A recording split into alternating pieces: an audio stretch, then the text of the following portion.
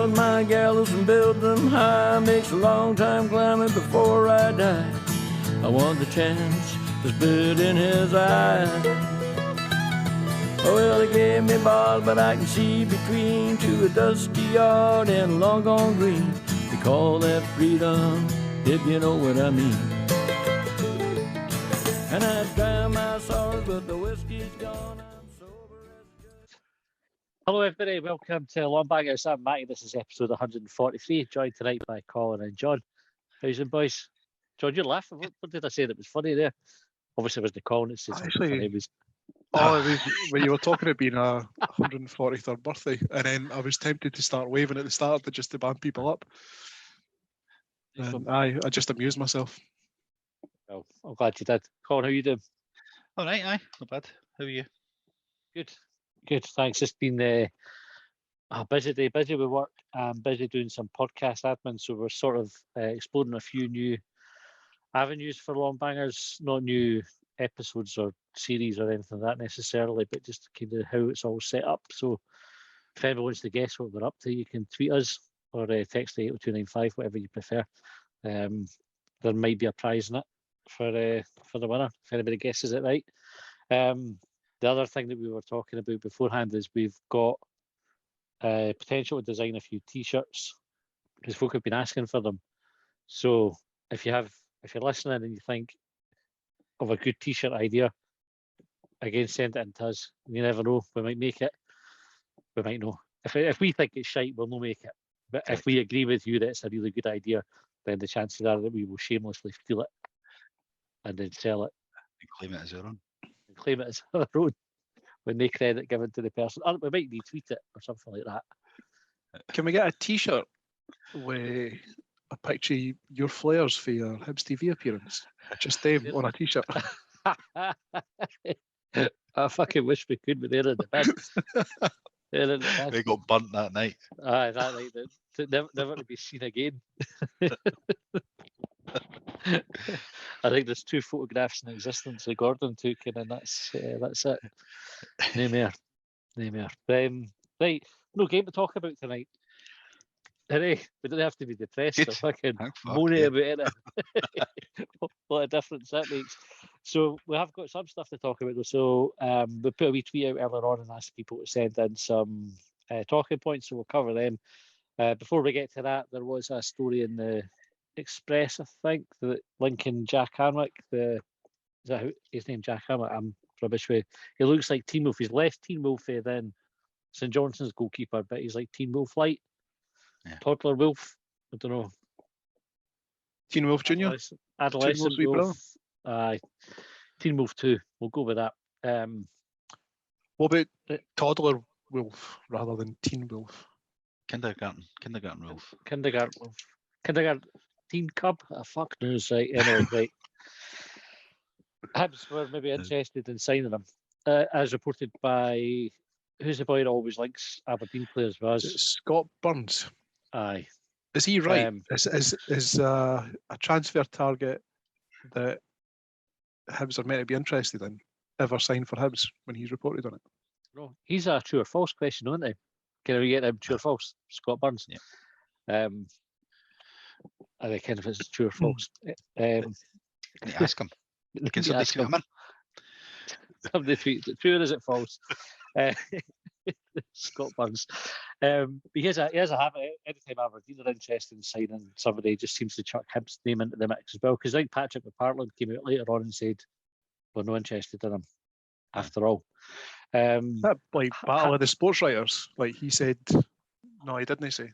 Done that before, didn't he? Did he? Because he done it. He done it at the transfer window. McPartland came out and says you're talking shite, and then he deleted it. Can't remember who it was for. Can't remember either. Just had this idea, Patrick McParland being like the wee laddie out of Still Game. No, he isn't. Nice. Well, Cal Pilkington's bullshit, man.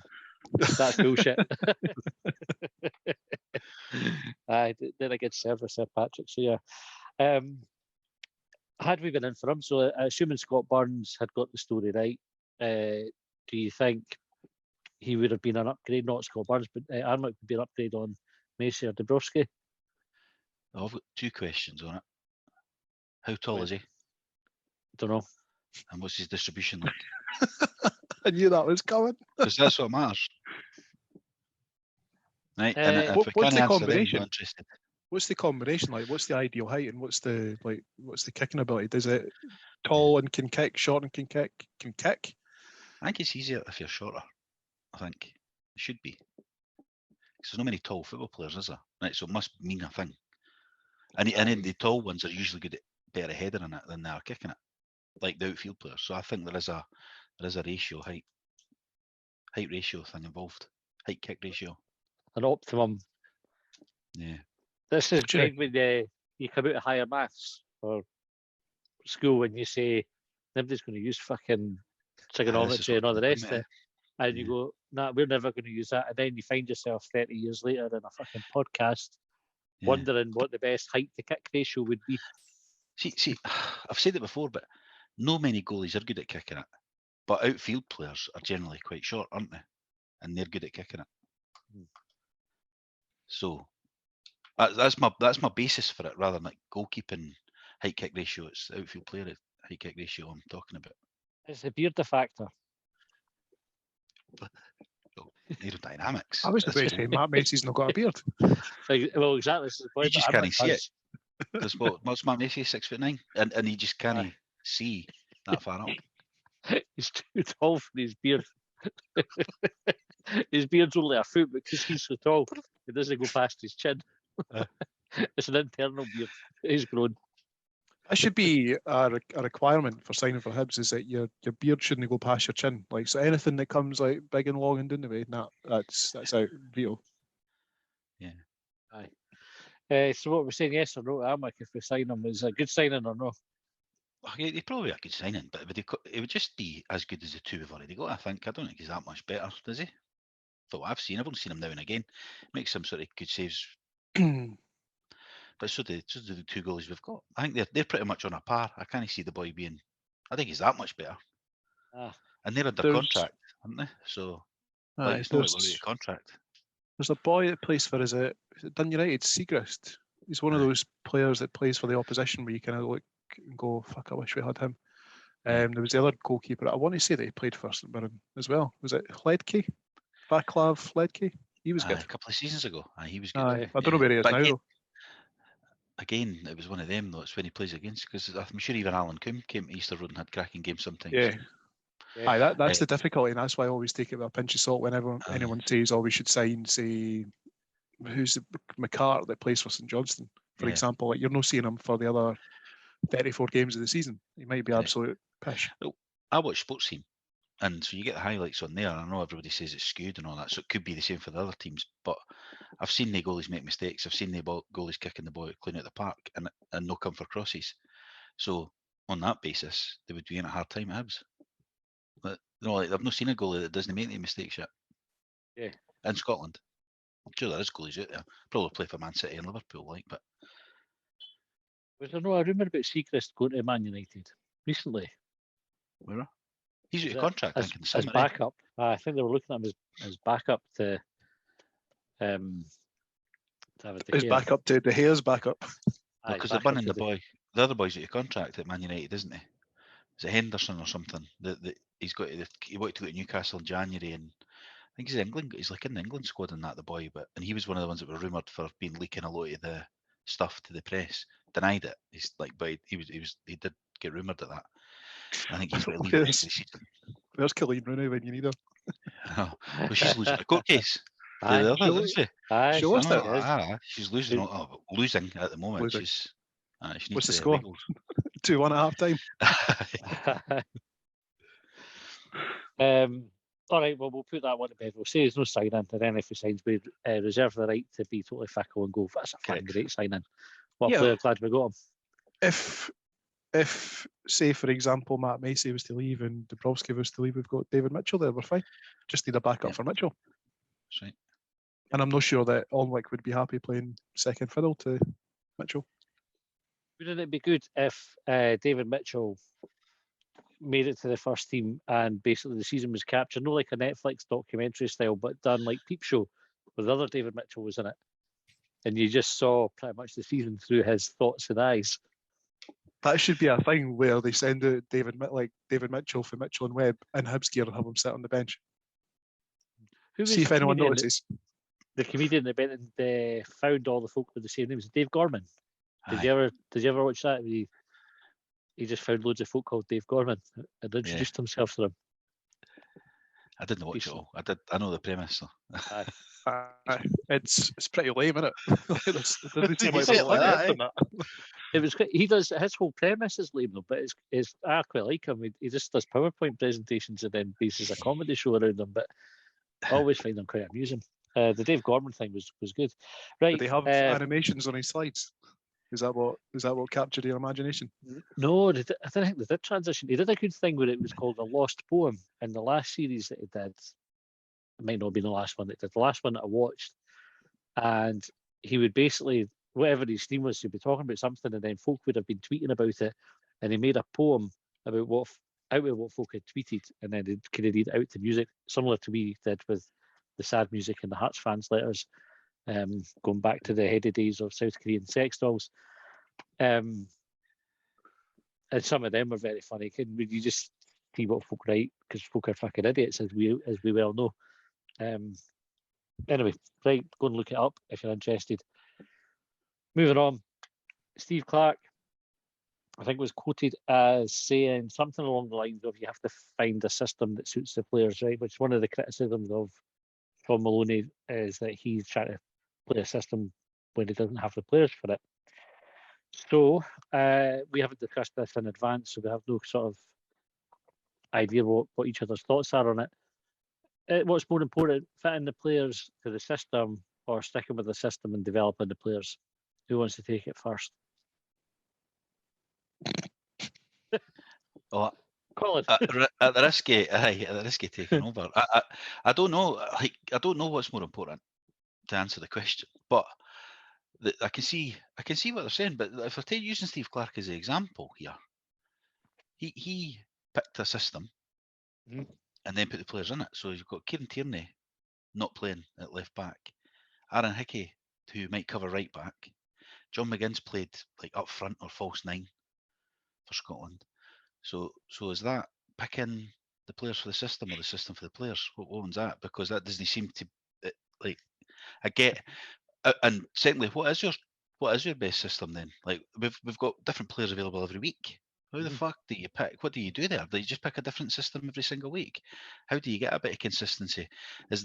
I thought if we're trying to do a long-term thing, you would pick a system that would then play down the levels as well, down into the development team or whatever they're called, then the under-20s, the B team or whatever we're calling that team that's going to be there. They would play the same system so that you've got ready-made replacements that know the system so that they can come into the first team and they know what it's fucking all about. And that's what you do. You don't say, oh, well, you know what, I've only got 10 defenders, so I'm just going to play them all at centre-half on Saturday or whatever the thought process is there, because that's what we've had. We've not had players available. Yeah. So I don't know. I'm kind of contradicting my own point there, because you would look at it and go, "Who the fuck have I got? Right, we'll play 4-4-2 this week." Because I'm thinking, I've seen folk on the message boards going, 2 up front or Twitter, 2 up front, 2 up front. Like we've not even got 2 fucking strikers, or have we? Yeah. 2 strikers. Don't think we have it about Deutsch. We're Yeah, banging Deutsch and Deutsch and Melkerson. somebody else, Melkerson now, aye.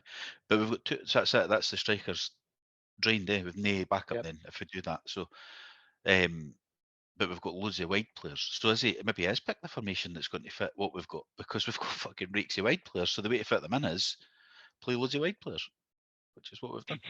Make the pitch wider, get them on. Just not doing the east and west stands. That's it. Yeah, that would get ready about 90% in the morning as well. I think you might be onto something, Colin. What are your thoughts on it, John?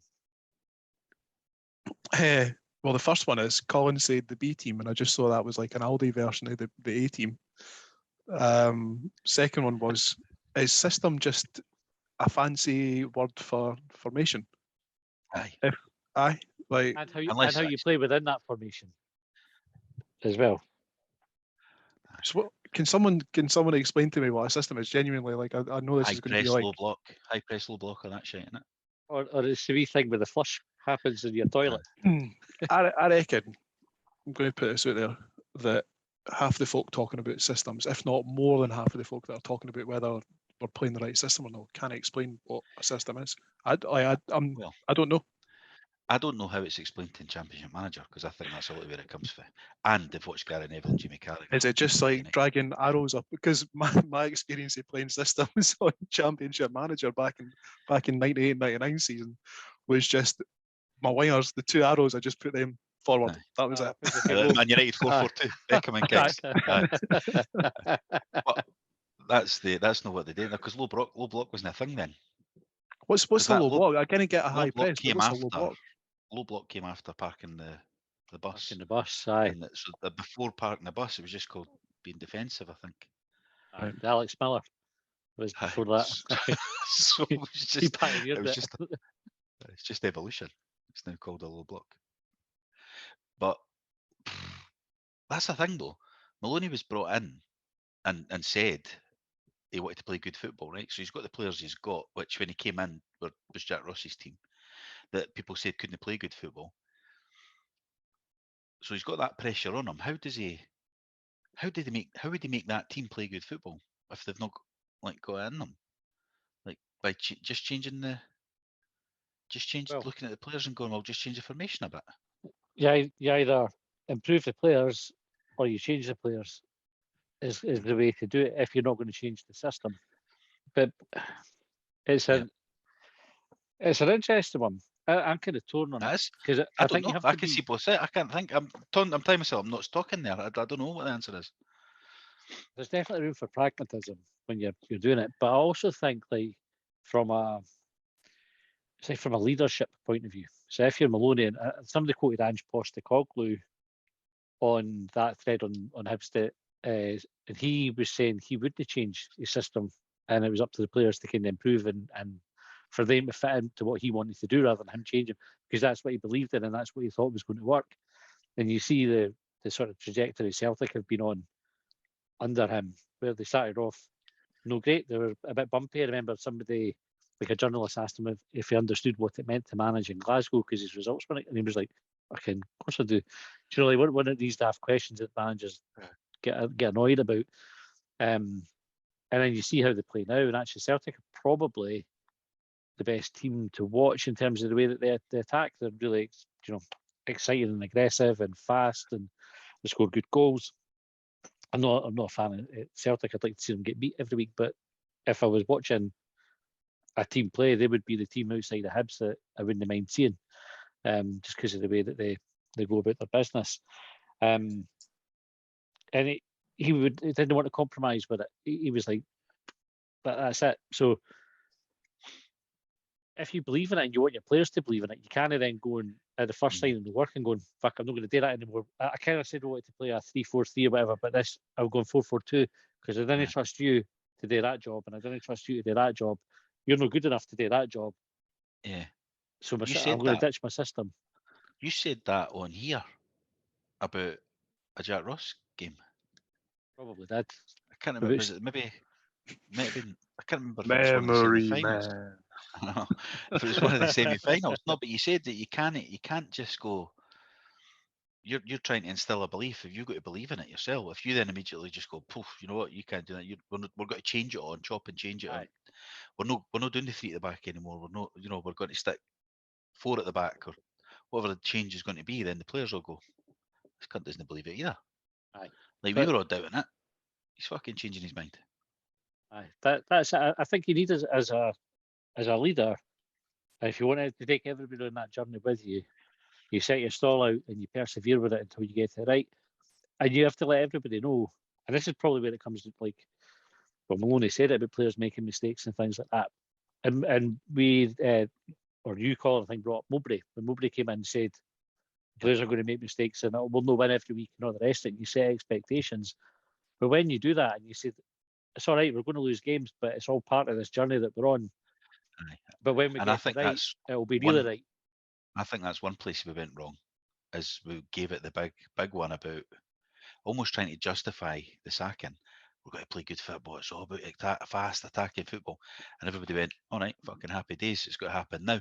And folk even started to think they were seeing it against Aberdeen. Aye. When we won 1-0 for a corner. At Easter Road, that was, you can see what he's trying to do. You know, and it was like wanting to buy into it. Yeah. Almost there. And then we had the winter breaks. We were all right up at Tannadice as well. And it was decent. And then after the winter break, it's kind of just not happened, really, has it? Like, been spells, flashes against Motherwell and that. But the expectations were probably set too high. And that we've sacked him, it was shite, it's got to be fucking brilliant now. That was kind of where we went. And it was never going to be like that, was it? Because it's still the same players. And it's the notorious January window that you can't buy anybody in. Or you can, because we did. But you know what I mean? Like, you can't get the quality in, as they say. Which, I don't know what that says about folk that move in January.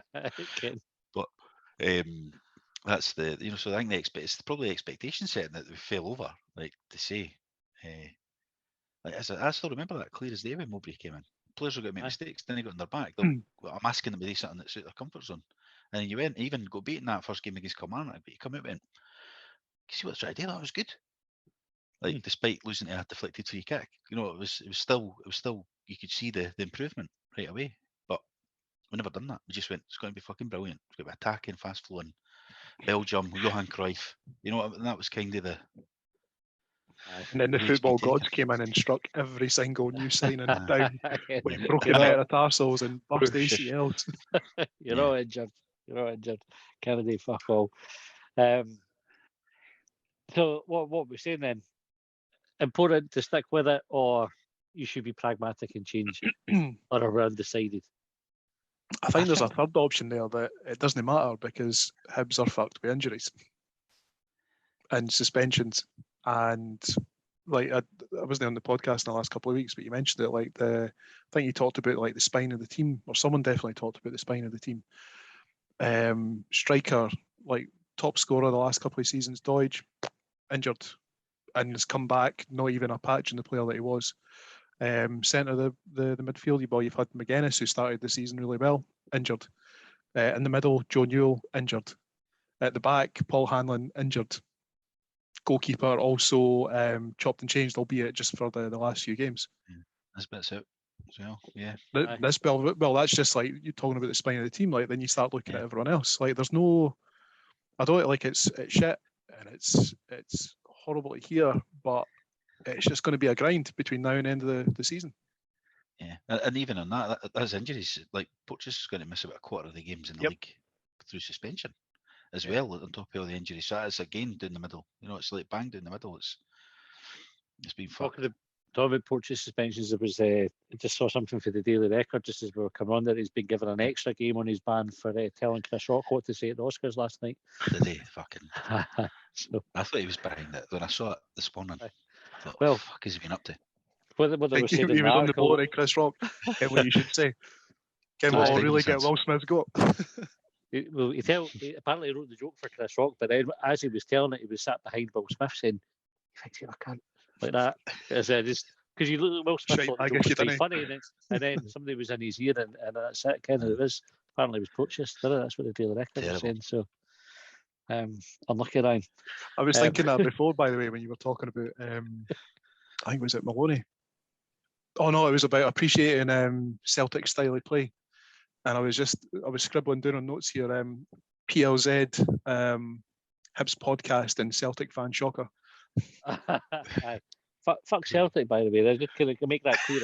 I'm no what they're singing their praises in any way, shape, or there's something for a form. t-shirt. Fuck Celtic, by the way. Fuck Celtic, by the way. You should do it. Right, well, we get some points in for the listeners, Colin.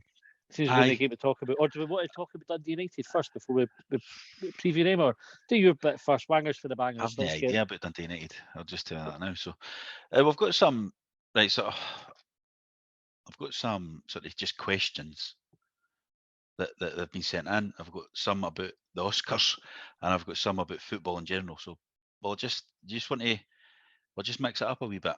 I'll ask you what I go with. You do it however you want to, mate. Right. Football one. I think it was Jeff Ashton sent in. So, have we got to finish top 6 and we've got to retain our day off 21st of May? That's a question. No to It's 2 both. questions. I'm going to Yeah. say no to both. I think top 6 is on a knife edge. It could go either way.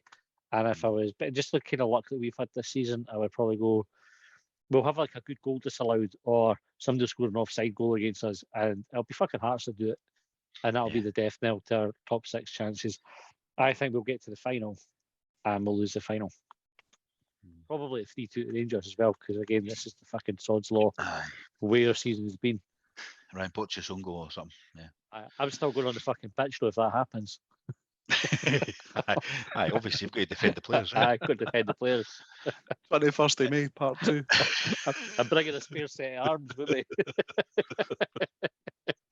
This is the rematch. Right. Question. Where does Harry Clark fit in when fit? This guy, who I think is Sean, says, I'd say a right centre-back in a 3 and he can underlap Chris Cadden, or if Chris Cadden's unavailable, he could play right wing-back. On that topic, I think this was maybe for SDG. Apologies if I've got the names wrong because I was doing it in a hurry. If everyone's fit, it's the best starting 11. Our best starting 11, everyone's fit. And then where does Harry Clark fit in? Probably ties into the same question. So, Right. So, do we want to pick a position each? And we'll talk it through. Seeing as we're not going to get to talk, we've got time to pick an 11, haven't we? nah, Right. too long. So the goalie doesn't matter. It's one of the two. There's 50-50 between them. So just take the One of the 3. Get David Mitchell in there. Aye. He's good backup for either of them. I've never seen the boy. The boy might be fucking amazing, eh? Imagine if he was good at fucking kicking the ball out. Imagine that. Be like, Could you fucking save hell, it actually, anyway? keep Just on I know, but it doesn't matter. He's a good can't save it at all. Scottish football's best kept secret. We actually can't play him because someone will steal him off us. Right, so we're going. I think we're going with the formation that we just said that we're sticking with because of the leadership thing and all of that. So 3 centre halves. Right. Left centre half, John. Hanlon. Centre half, Matthew. Coaches right when not centre. suspended. Obviously, when available. When everybody's available here. So Yes. let's just assume. Coaches said. All right, okay. And then right centre back, I'll take that one. I'll say Clark goes in there. Right, so then we'll go back to John for left wing back. ba- ba- ba- ba. So you've got what? Doig, Stevenson, and then Oh, take Mitchell, your tripod. all these boys. It's definitely doing your tripod. Okay. Right wing back. Chris Cadden, only because, well, not only because, but predominantly because he's the most happy person I've ever seen to get a boiler service. Yeah, and Terry Haley's delighted about that. Aye. Then we've got the 3 up front. So I'll take So the. your centre midfielder's called. Oh, we know who they are. We've got 2, have we not? When everybody's available. No. When everybody's available, it's a much. It's a much harder proposition. It's a wee bit hard, but it's not that much harder. It is. Hard thick as anything. Right, go on then. So I'll take Joe Newell, you take Kel McGuinness, and then is that us? Right, that's. So what we do? We playing a 3-4-3. Yeah. Aye. Well, that's the formation, isn't it? Aye, okay. So Joe Newell, Kel McGuinness, anything you change on that, John? No, just what system are we playing within that formation? Well, high press and all that. what about Henderson? Block. Well, we've got the front 3. He come yet? Okay, but Henderson's not forward, is he? Midfielder. He's not a centre midfielder, is he? He's too weak. Too weak. Okay. Right, whose turn is it? John, left centre forward. I don't know what people are called. Championship manager. Mitchell, right. Right centre forward, Matthew. Mueller. So up front it's Nisbet, and we've left Melkerson out. It's no easy. Like I don't think I would consider Mitchell when you said that. I was like, oh fuck, Mitchell's a good shout. I get the feeling that we're going for pretty much almost an all-out attacking side here, with the exception of Joe Newell. Yeah. Joe Newell can be attacking. He just doesn't score goals in that, but he gets sort of up and down, doesn't he? Aye, but if McGuinness is playing alongside him, you'd imagine that McGuinness is playing a bit more central. Kind of see, that's push that wee arrow forward. You're talking about a system, yeah. I think because you've got 5 defenders in the team. You're playing 3 centre halves and 2 wing backs that are defenders. That team you picked, Yeah. Because you could have picked Mitchell at wing back. You could have picked Mueller at wing back, but we didn't. We picked two defenders. We've got 5 Mueller's not a defenders wing-back. and a goalie. Well, he could be in this system that you're picking. Are we on the data editor, champ manager here? Moving his stats up to 99. He's Got a the light- coaches he's a- to work on it. He's the light green colour, John. He's not the dark green, where he's Ah, totally okay. suited for the role. He's all right there. I said 99, but actually in chat manager it went up to 20. So apologies to any big fans out there. Aficionados. Aye. So we're happy with that team. Did we go for a central striker? Who did we go for? Nisbet. Nisbet. So we said Melkerson was on the bench. I would have Melkerson as one of the 3, you see, up front. Aye, I wouldn't have, that was I'd put him ahead of Nisbet. at number 9, based on the 1-2 games. Yeah. You've got Clark playing and you've not seen him play. I know, I'm just going So- on reputation. Not so much based on the 2 games that we've seen Melkerson play, but on all the other games that we've seen Nisbet play when he's been Including off the last season. boil. No, not including last season. This season. No, then I'm not including new ones because they Only- skew it. Only the including ones the that shite suit my games. argument, right? That 20-goal season was shite. So I'm not Any- counting that. Any inconvenient games are out of the question. That's how stats work, eh? Yep, Yeah, that's it. can I throw a wee curveball in there? See out of that starting 11 that we've just No. come up with. Who is your penalty taker? Easy. I think if I made goalies than he take it though. I mean, I know they're rubbish at football, but you're looking at them, just smash it as hard as you can. And they can kick the ball hard. Aye, but then if the keeper Direction's saves the it, problem, eh? aye, and if the keeper saves it and holds on to it, you've not got a goalie. Aye, you stick one of the defenders back in the line. I would then. say that it's unlikely that keeper's going to hold onto the ball after a penalty. Can't I think They never, seen that very often. catches it. They always parry it for the TV, yeah, for nothing else. Who's the penalty taker though? I don't know.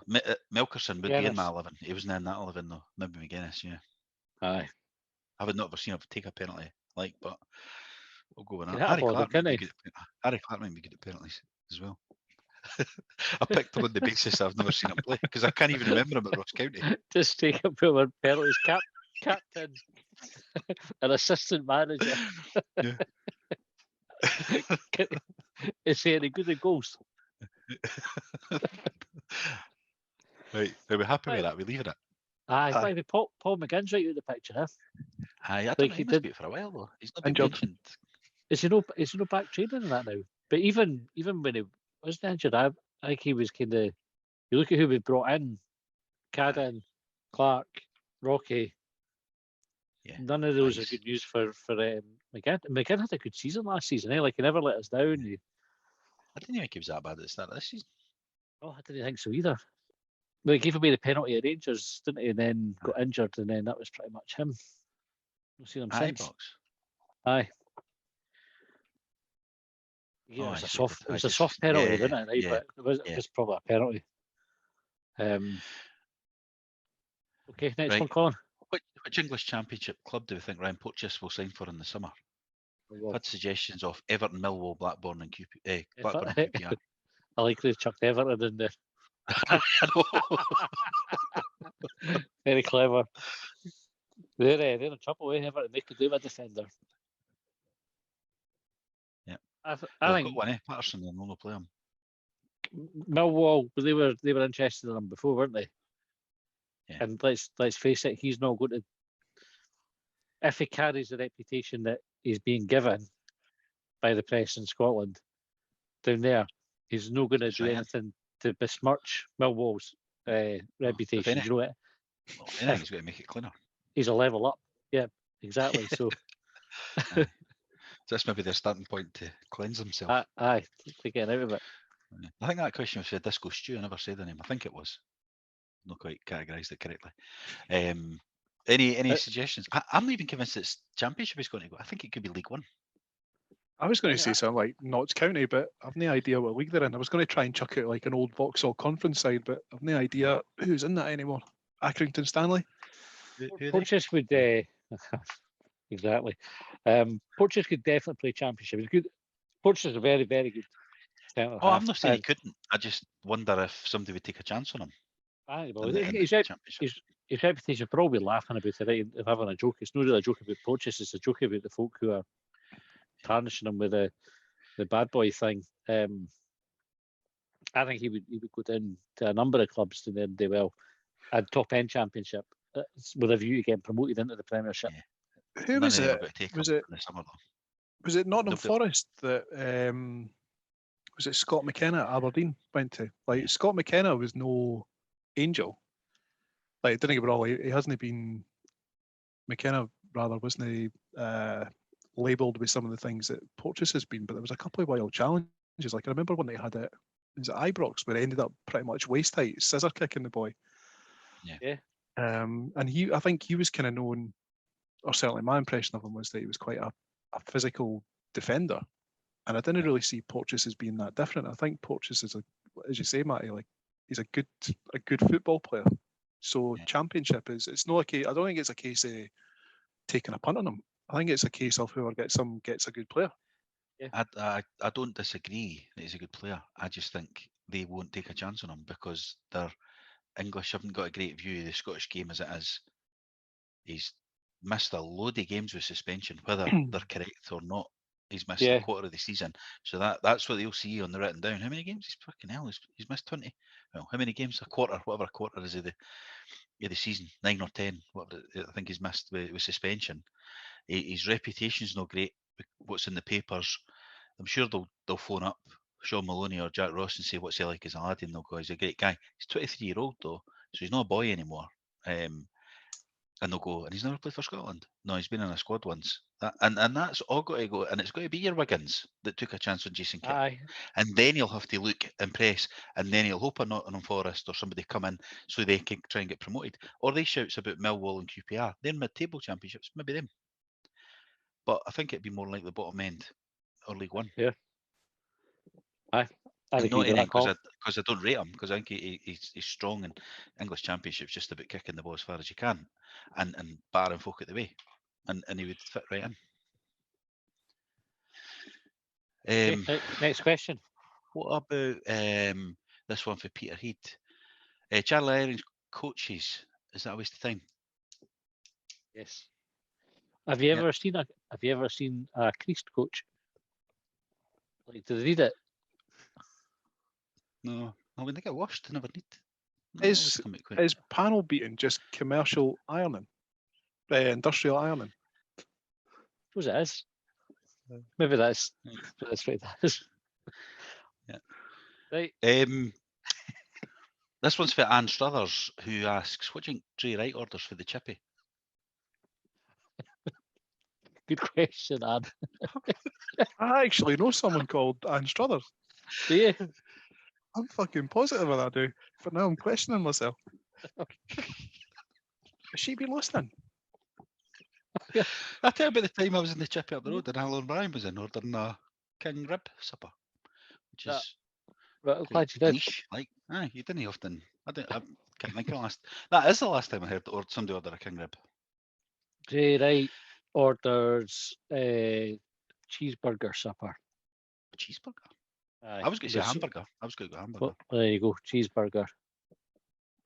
George? Yeah. Ken, I think her name is Anne Struthers, but I've never made that connection with Anne Struthers.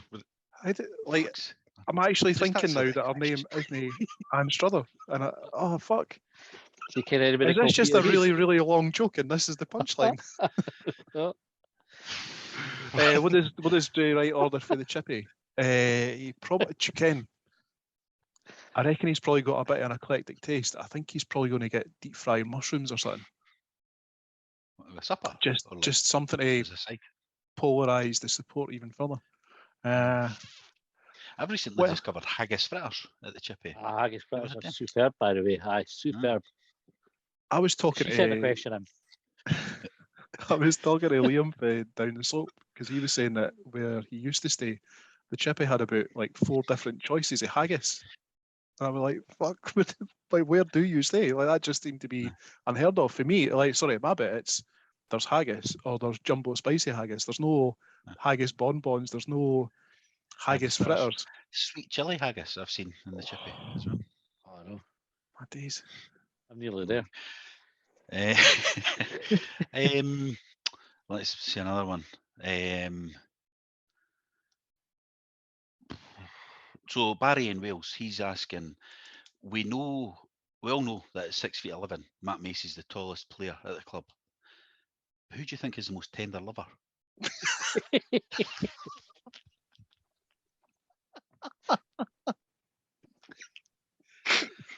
Definitely John Yule. Did you see him slinking down the steps at Fir Park? Like, there's a bit of any guy that can move is a good lover. I think So Jake Doyle, he's got that. It's the quiet ones. So that's I'd say Jake Doyle, he's Right. Definitely a joke there about shooting for distance. I don't know I know. quite I how was to thinking fit it that in. myself. That was the same wavelength there.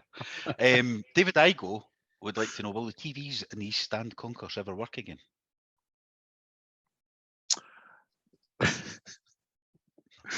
What, the 14-inch Grundigs that are pinned to the wall? They're not in I think they work in the West. I've not noticed. still been on. Aye, No. because we used to come out and get the Soccer Saturday. We'd be on, you'd see the scores.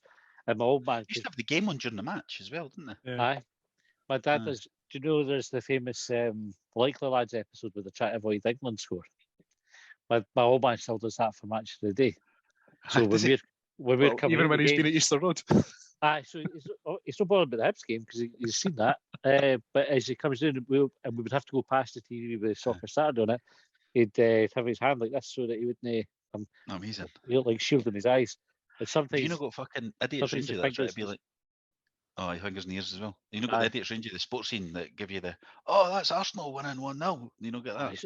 Like desperate to let everybody know they've got a mobile phone. Sometimes that passes them off. But do you know, find though with Match of the Day or that you kind of get a feeling for who's going to win, and you know when a goal's coming because there's like a totally innocuous throw-in that they show that they would never normally show as part of the highlights package. All right, a goal's coming up. They'd be as well putting that wee like spinning bar up in the top right hand side on ITV. Incoming. They can make a wee ball. Goal alert. Same as you can. Somebody's going to get sent off for 2 bookings if they show the first booking. You go home. That's the death knell. It's like in kind of like in a horror film where somebody goes out a walk on the road in the dark and they're fucked. They're going to get killed. It's the same idea. They show the yellow card. They don't make it to 90 minutes. It's like Match of the Day bingo. We should make that card up. Right. Next section is all about fighting and that. So Mikey, LNG Cow, 456, and the White Dog. One question. The first two sort of tie in with each other. Who would win a slapping competition between Will Smith and Christian Doidge? But LG and Cow would also like to know if every first team player that's played this season had a slap contest, who would win it? Whereas the White Dog's question is just, would Will Smith get a game for the CCS? I don't think Will Smith is getting the CCS because Chris Rock never budged. Do you know? It kind of went Chris back Rock a wee never bit. ran, by the way. Maybe he's in my shout. Aye. That's it. He stood up, had a wee laugh about it, and then made a joke after it. He wasn't really that fussed about it. And it was a slap. Do you know that was weird? Then the open hand slap. Open hand. Aye.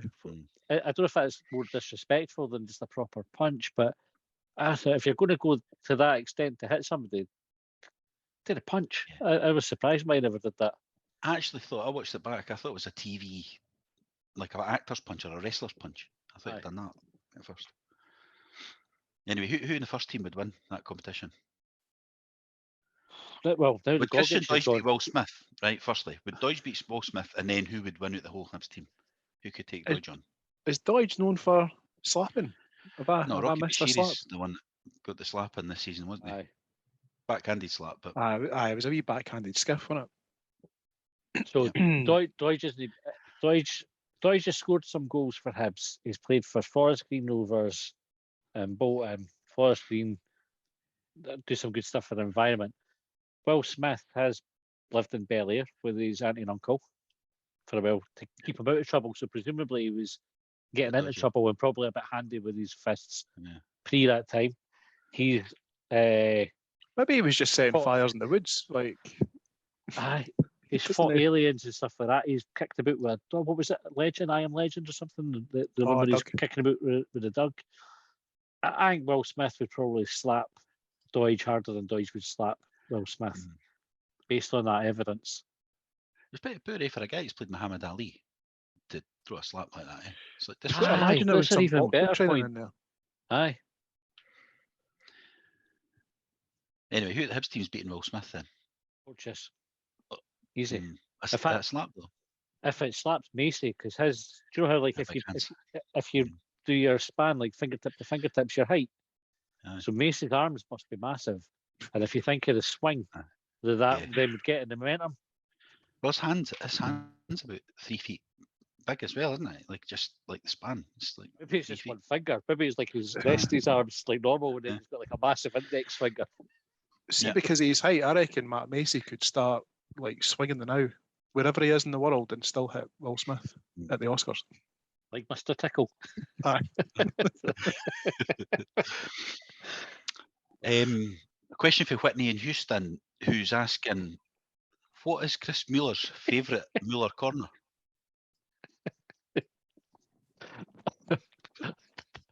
I think he would be. I think he would be the wee dark and white chocolate balls. Sweet one. I don't think he would go for the fruit compote. No. Chocolate flakes and the banana yogurt. The banana one, that's a good one. Yeah, I quite like the strawberry one initially as well. But Can I change my answer to agree Yeah. with John, please? Because I forgot the about banana that. one. Aye. That's a good one. Aye. Is anyone Same answer from me. is anyone actually buying like the fruit Muller corners anymore? Do they even exist? I've not seen them for ages. I don't know. Yeah, they still Yeah. exist. No, that Still no, that I exist. have like the actual Muller corners either. Just the other ones I remember. When you get them, do you tip it in, or do you have a bit of yogurt in your spoon and then dip it? You know, like to spoon of yogurt into the thing and then your mouth, or do you just cope in and stir it? Aye. That's the correct answer. Yeah. Okay. Aye. I didn't. I drink my juice out straight out of the can as well. Like I'm no posh. You know worried about the germs that are on the metal though?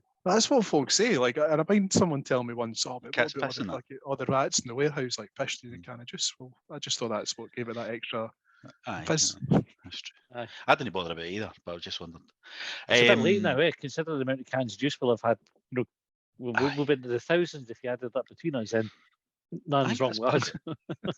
no, but that's getting a serious point. But that's how Bairns didn't build up their immune system anymore because Nobody's drinking rat's piss. That's Cans piss. of They're not juice. supposed to. Aye, folk wiping down cans. Fucking brutal. Aye.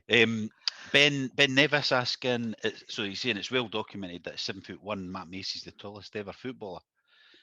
But what do you think his favourite bedtime story is? Jack and the Beanstalk. Correct. I think that's going to be it.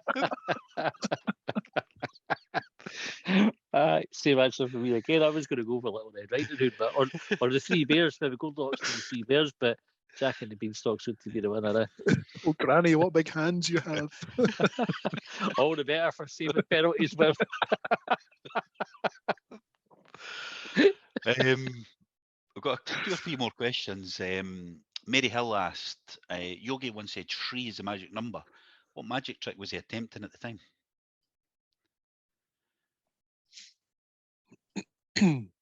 I think it would have been a convoluted card trick in some description. Where, do you know, one of the ones where they go, "Oh, it's wrong."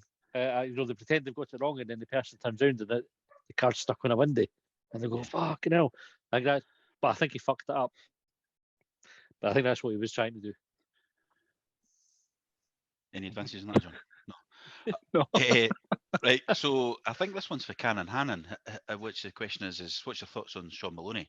He has his doubts, but he saw him at the women's game, and he likes that he's calling out the media regarding the Hibs agenda. Seems to be getting into the club. What's your thoughts? Well, obviously, my thoughts were heavily skewed on the fact that we interviewed him, and I thought he came across really well in the interview. And so that bought him a big tick. Obviously, we had the Aberdeen game after that, where we went, for fuck's sake. But overall, I think we've got the right person in charge, just needs a bit of time. That was where I would go with it. John, what about you? I think he's doing about as well as can be expected, given the circumstances. Like I don't know if there's any manager in the world with a first managerial job or having to deal with the circumstances that he is or has ever had to deal with. So, aye, much what you were saying there. Give him time. Yeah. You call him? No, I like him. That interview, it was great meeting him and doing the interview. I thought he came across really well. I think, as you say, the amount of injuries. I mean, hard to judge him on. I think the expectations were set wrong. Like I've already said, we're now judging him on that it's not exhilarating football, but we've got more players injured than we have fucking available. I think so, and they're first team players, like most of them. Yeah. So like that, if we were to listen back, which we'll know, but if we were to listen back to that 11 we just picked, half of them are probably out injured now. Aye. Like that we picked. So that tells you a lot there, I think. Last question I have is from Karen Wath, who asks, so Chris Mueller has published a self-improvement book. What sort of book do you think Chris Cadden would release? The Idiot's Guide to Getting Your Boiler Serviced. Definite. Definitely. How to appear happy. Yeah. Aye, boiler services for dummies. A fitness one, eh? I would have thought. Well, on that, so you know how folks say that he's got a good engine? What if it would be like a Haynes manual on car repair? Yeah. How to change your spark plugs and that. Aye. Could be. I suppose we can only ask. Aye. So we can. There's a good question. Same question for me. What?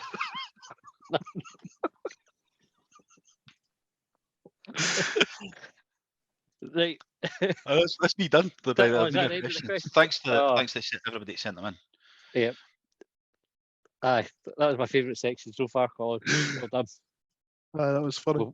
We'll put your hosting duties from now on. Right, just before we wrap up, then Dundee United on Saturday. How's it going? Do you think? Who wants to go first?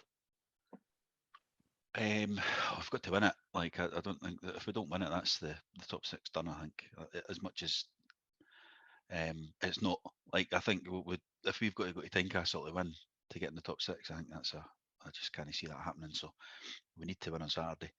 So 2-1 Hibs. Hoping to see some better mascot choices, favourite player choices for the mascots on Saturday. Yes.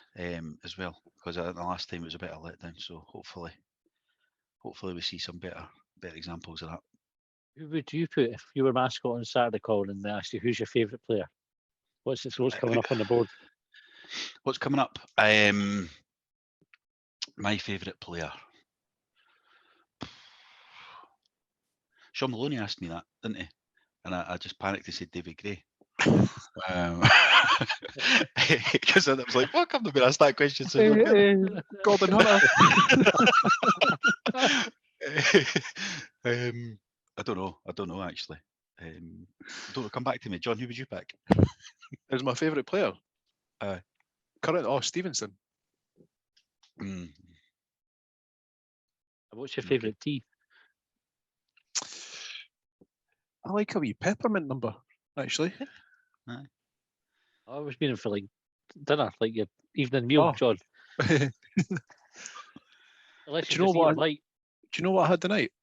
I had chopped up a wee bit of red onion, some courgette, some mushroom, and some pepper. And I did that in a wee bit of coconut oil, and then I added in some red passata, and then I chucked in some pasta, and then I wilted some spinach over the top of it, and then sprinkled some parmesan. It was good. So that was my favourite dinner of the night. Right. Or tea. Colin, could you answer that but no be boring? Steak and chips for me, like just the steak and chips any day. Aye. Did you dip your chips in your blue cheese sauce on, was it Friday night? No, I didn't. One or two, but in the main I kept it for the meat. Beautiful. Discount for the season ticket as well, by the way, for that place. Nice. I had a whole bag of Alpha Bites. My next shite could spell disaster. See, in a bag of alphabets, is it 26 letters of the alphabet, or is it just a mixture? I don't know. Text in 80295. Mixture or alphabet, just say one of those two words. Somebody will have. Somebody's got to have done it, eh? Aye. Yeah. Like, do you think they're kind of like Panini sticker albums where you have to get loads and loads of bags before you can get like a full set? The hardest letter for them to make. My immediate thought's X would be the hardest one for them to make at the machine. You thinking that it's like a sort of press that cuts or the tatty? A Q would be harder. Or a G could be tough. I reckon they didn't put a Q in a bag of alphabets because there's nobody apart from us three that are speculating on whether the full alphabet's in the bag. To be fair, I wasn't expecting the conversation to go this way tonight. It's definitely put that into a short bangers, eh? What we did? What we did? Keep us content for Thursday. 2-1 right, Dundee United, Hibs are winning Colin. John, what was your prediction? And Harry Clark, favourite player, by the way. Just Harry Clark, nice one. Aye. Oh, fuck it. 2-0 Hibs. We're keeping a clean sheet. I think it's going to be goals on Saturday, so 0-0.